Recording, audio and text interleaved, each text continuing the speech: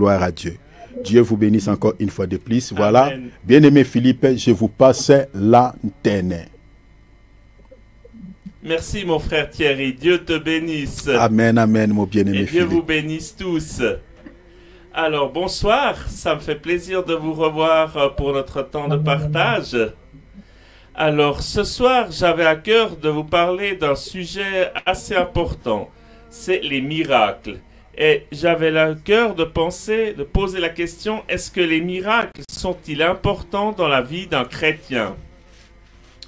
Alors, il faut tout d'abord savoir que les miracles sont bibliques. Donc les miracles, c'est pas des choses qui sont inventées, qui peuvent être inventées par n'importe qui. C'est biblique. On a des exceptions, des exemples, dans la Bible de miracles. Alors, on va pas aller lire les versets, mais je vais vous les donner des versets en vrac et vous pourrez les lire à la maison. Alors, vous avez dans l'évangile de Marc au chapitre 5, au verset 21 et 23, ainsi qu'au verset 42, un exemple de résurrection physique. Vous avez dans l'évangile de Matthieu au chapitre 15, au verset 29 à 31, ainsi que dans l'évangile de Luc au chapitre 4, au verset 38 et 39, des exemples de guérison physique miraculeuse. Et vous avez dans l'évangile de Luc, au chapitre 9, au verset 10 à 17, l'histoire de la multiplication des pains et des poissons. Voilà. Donc, ça nous montre que les miracles sont bibliques, que nous avons besoin de l'aide de Dieu dans notre vie physique, que c'est pas quelque chose à négliger. Nous avons besoin vraiment de l'aide de Dieu aussi dans notre vie physique. Mais la question essentielle, est-ce que c'est l'essentiel de l'évangile? Ou l'essentiel de l'évangile est-il ailleurs? Est-ce autre chose? Parce que si effectivement nous avons besoin de l'aide de Dieu dans notre vie physique, nous avons surtout besoin de l'aide de Dieu dans notre vie spirituelle. Et l'essentiel de toute la foi, de toute la Bible, de toute la parole de Dieu, que Jésus-Christ, il est venu ici pour mourir sur une croix, et puis qu'il est ressuscité, c'est pour notre salut éternel, pour le salut de notre âme. Ça, c'est vraiment l'essentiel. Parce que, donc, Jésus-Christ, il nous dit dans l'évangile de Jean, au chapitre 3, au verset 16, je lis, « Car Dieu a tant aimé le monde qu'il a donné son Fils unique, afin que quiconque croit en lui... » Est-ce qu'il dit, voilà, est-ce qu'il va être en pleine forme tout le temps? Est-ce qu'il va plus avoir de galère de thunes? Est-ce que tout va aller pour le mieux dans sa vie ici? Ça va être super? Ou bien est-ce que c'est autre chose? Il dit, la réponse est, donc quiconque croit en lui ne périsse point, mais qu'il ait la vie éternelle. Donc la vie éternelle. Il est venu l'essentiel pour qu'on ait la vie éternelle. Et comme notre frère Thierry nous l'a dit tout à l'heure pendant le moment de prière, la vie éternelle, c'est qu'ils te connaissent toi, le seul vrai Dieu, qui est le Seigneur Jésus-Christ. Alléluia. Alléluia. Et d'ailleurs, le Seigneur Jésus-Christ, il nous dit aussi dans l'évangile de Matthieu, au chapitre 6, au verset 33, il nous dit « Cherchez d'abord le royaume de Dieu ». Donc, priorisez votre recherche sur le salut de votre âme. Priorisez votre vie spirituelle. Et toutes les choses physiques que vous pouvez avoir besoin vous seront données en plus. C'est un plus que Dieu peut nous donner. Mais je répète, ce n'est pas l'essentiel. L'essentiel, ce que nous devons prioriser, c'est le salut de notre âme. Et le salut de notre âme, rechercher premièrement le royaume de Dieu et sa justice, qu'est-ce que c'est? C'est d'accepter Jésus-Christ comme Seigneur et Sauveur, de croire dans notre cœur en lui, et croire dans notre cœur en lui, c'est se repentir de ses péchés et avoir une vie de sanctification. Autrement dit, naître de nouveau, être une nouvelle personne, être une personne qui reflète, qui est comme son maître, qui ressemble à son maître, à Dieu, à Jésus-Christ. D'ailleurs, chrétien, l'étymologie du mot chrétien veut dire petit Christ.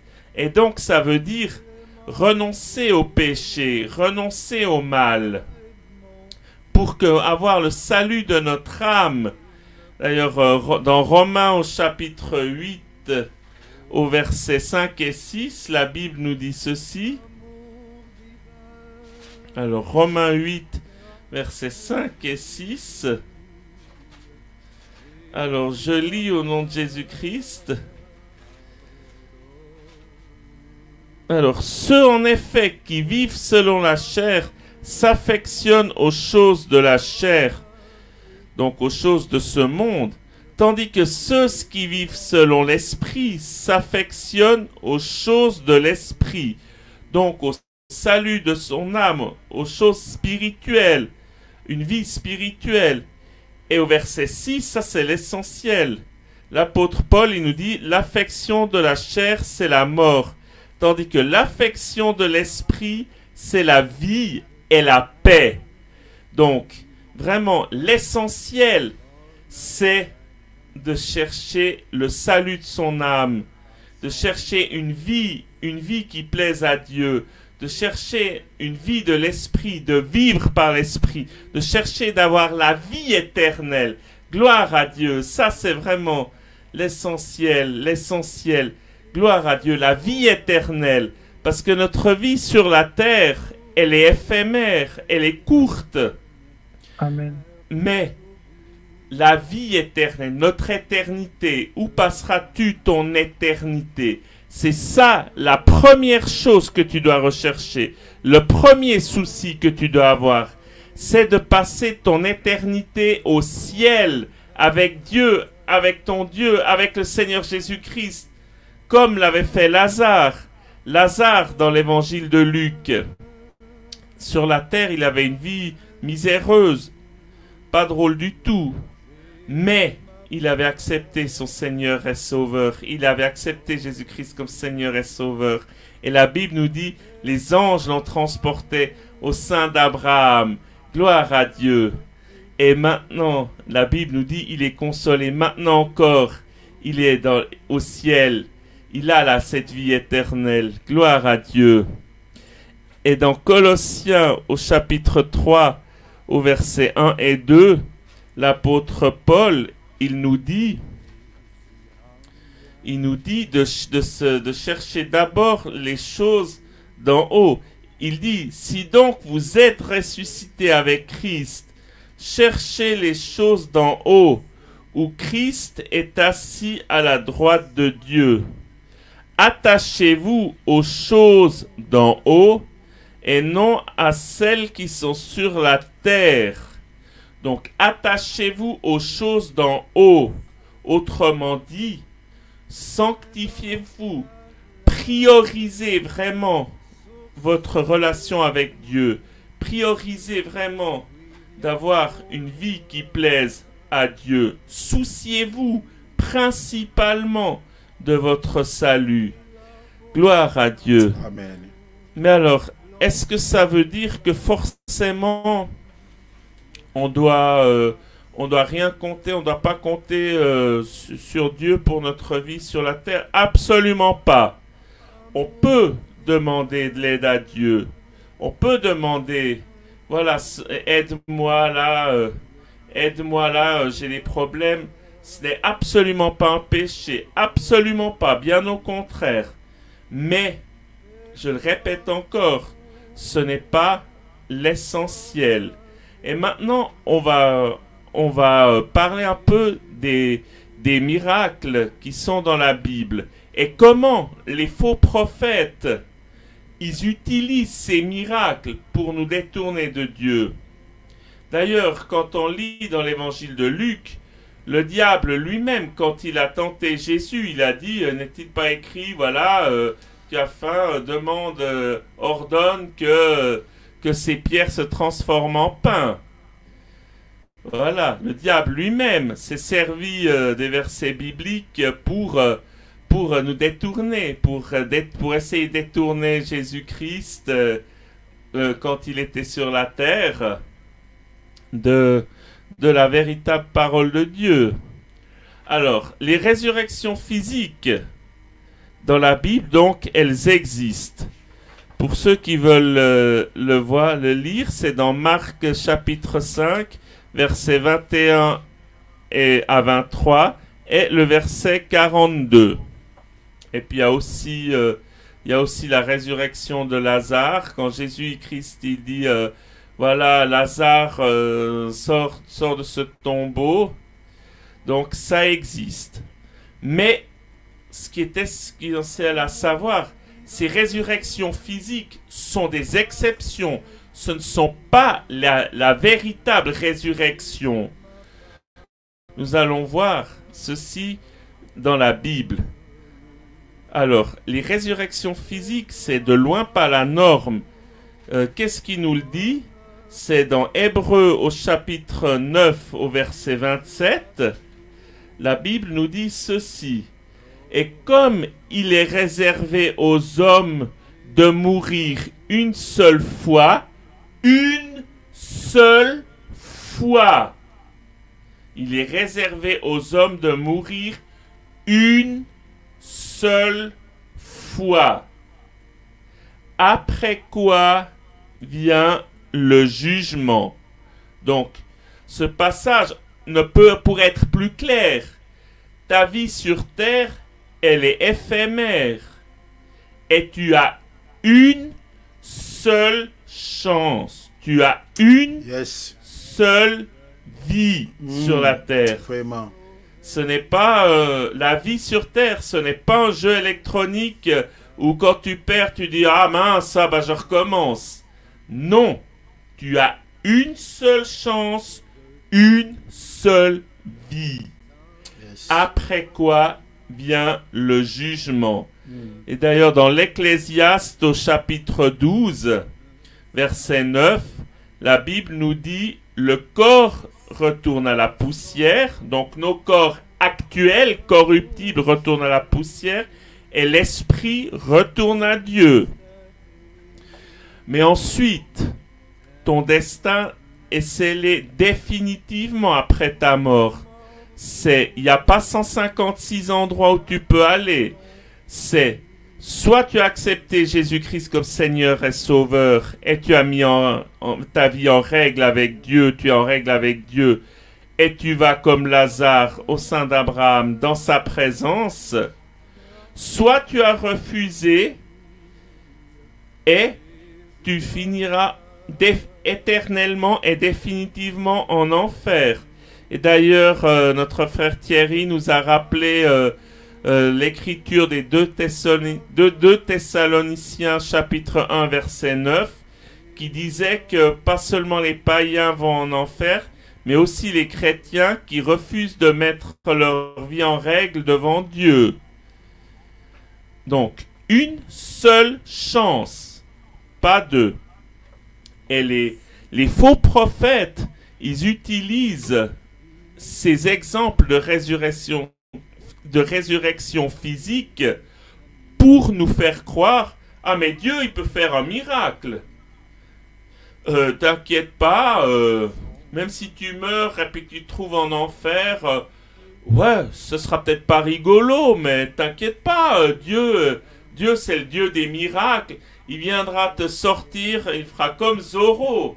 Il va dire, Zorro est arrivé. Il va te sortir de l'enfer et tu auras une deuxième chance.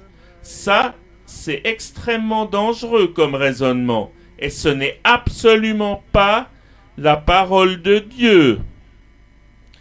Et puis, Et puis donc, la vraie résurrection, donc là on va parler de résurrection. La vraie résurrection, ce sera, l'apôtre Paul nous en explique dans dans l'épître aux Corinthiens, le premier épître aux Corinthiens au chapitre 15. Il nous dit que la vraie résurrection, ce sera quand on recevra des corps glorieux, incorruptibles et spirituels. Parce qu'il nous dit au verset 50, « Ce que je dis, frères, c'est que la chair et le sang ne peuvent hériter le royaume de Dieu, et que la corruption n'hérite pas l'incorruptibilité. » Et au verset 51, il nous dit ceci, « Voici, je vous dis un mystère, nous ne mourrons pas tous. » Donc tout le monde ne va pas connaître la mort physique. Mais tous nous serons changés. Changés. Donc, en un instant, si tu ne meurs pas, ton corps actuel, corruptible, charnel, fait de chair et de sang, avec tous ses défauts, tous ses problèmes qu'ils peuvent avoir, toutes ces charnalités qui poussent au péché, et toutes ces maladies, toutes ces choses, tous les problèmes qu'on peut connaître seront transformés en un corps glorieux. Et il dit en un instant, en un clin d'œil, à la dernière trompette. La trompette sonnera et les morts ressusciteront incorruptibles. Et nous serons changés. Voilà la véritable résurrection. Amen. Gloire à Dieu. Alléluia. Mais alors, pourquoi on peut déjà parler, Dieu il permet qu'il y ait des résurrections physiques.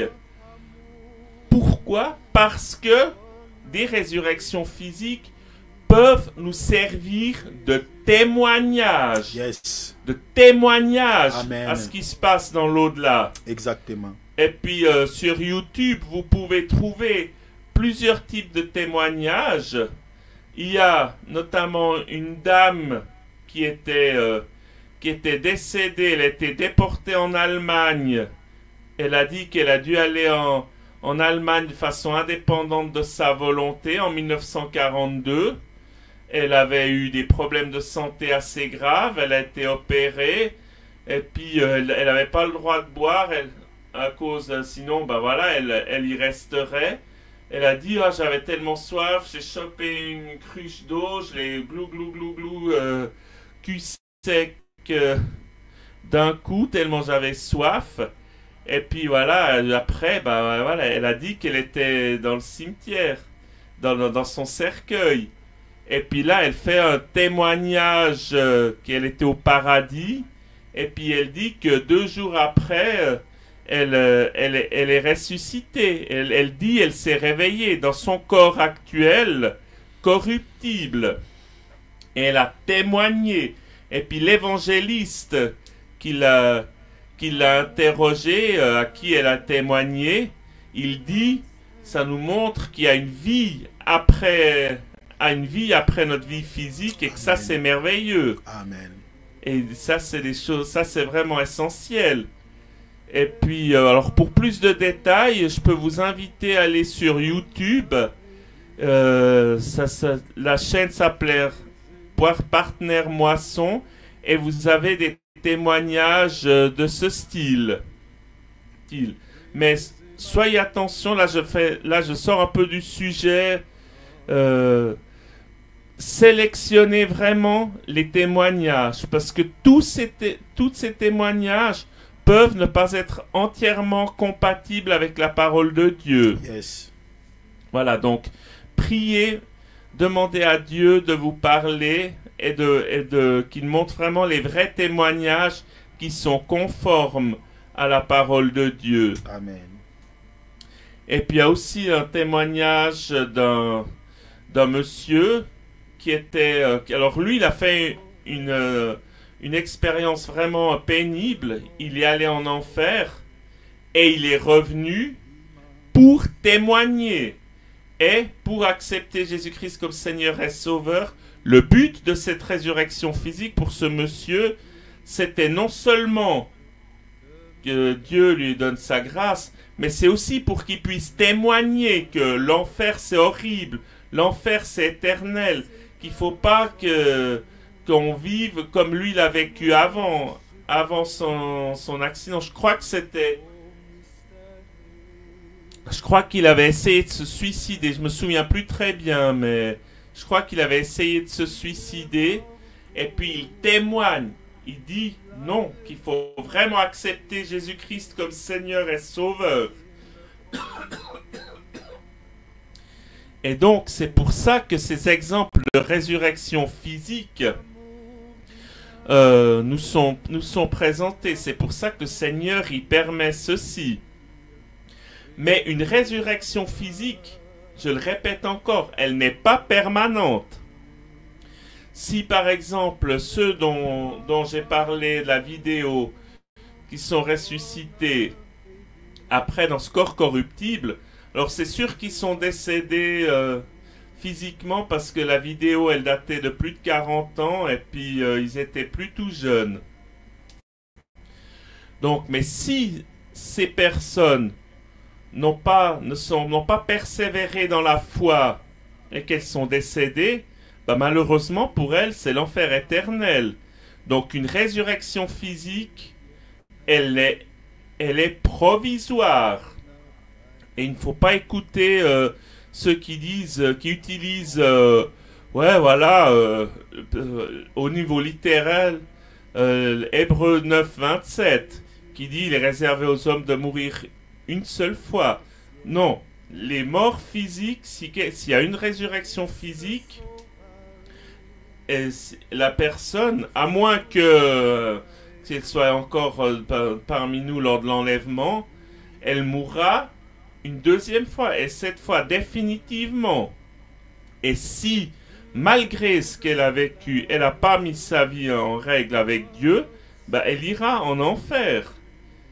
Ça, c'est essentiel de le rappeler, que vraiment, une fois qu'on est mort, ton destin, c'est définitif. Et pour aller au ciel, c'est vraiment accepter Jésus-Christ comme Seigneur et Sauveur et persévérer dans la foi, comme notre frère Thierry nous a dit tout à l'heure. Et puis, on voit aussi dans Luc 9, 10 à 17, ça les faux prophètes, ils aiment bien utiliser ce verset parce qu'ils changent le pain et le poisson en billets de banque, en compte en banque, en voiture. Ils poussent les enfants de Dieu à s'accrocher à cette vie mondaine, à s'accrocher à suivre Mammon. Or, dans Matthieu 6, c'est notre Seigneur Jésus-Christ, il nous dit très clairement, on ne peut pas adorer Dieu et Mammon en même temps. On aimera l'un et on haïra l'autre. Amen. Et je le répète encore une fois, si on veut aller au ciel, si on veut avoir la vie éternelle, c'est Jésus-Christ qu'il faut choisir. Et c'est pas Mammon. Jamais, jamais Mammon. Amen. Voilà. Et c'est pour ça que, comme on l'avait vu déjà il y a quelques semaines, ce n'est pas tellement notre richesse ou notre pauvreté qui définit notre avenir éternel, mais c'est ce qu'on en fait. Ça c'est important de le rappeler. Voilà. Mais donc, pour résumer, l'essentiel, c'est vraiment de persévérer dans la foi. Et les miracles sont là pour nous aider et pour témoigner de la puissance de Dieu, de l'amour de Dieu, pour témoigner. Mais les miracles, ils ne sont pas l'essentiel. L'essentiel, c'est de naître de nouveau. Amen. D'accepter Jésus-Christ comme Seigneur et Sauveur. Yes. Naître de nouveau. Amen. et s'accrocher à la parole de Dieu. Ça, c'est l'essentiel. Amen. Et d'ailleurs, dans la Bible, l'apôtre Paul, il nous dit une fois, j'avais prié le Seigneur de m'enlever cette écharde, et puis il m'a dit, ma grâce te suffit. Et dans Jean, au chapitre 14, au verset 27, le Seigneur Jésus-Christ, il nous dit aussi, je vous donne ma paix. Et ma paix, c'est le salut. C'est la vie éternelle. Gloire à Dieu. Amen. Et c'est même, là, je vais terminer par ça. Tu peux avoir été guéri, une guérison surnaturelle.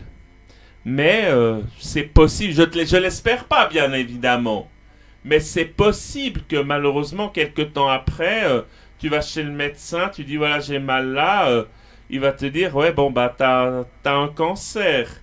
Et la vraie paix que le Seigneur Jésus-Christ nous donne, c'est que malgré ça, j'ai la vie éternelle. Alléluia. Que Amen. même si on te donne une telle mauvaise nouvelle, c'est pas la fin. C'est la vie éternelle. Amen. Gloire à Dieu. C'est la vie éternelle. J'ai la vie éternelle. J'ai la vraie paix. Gloire à Dieu.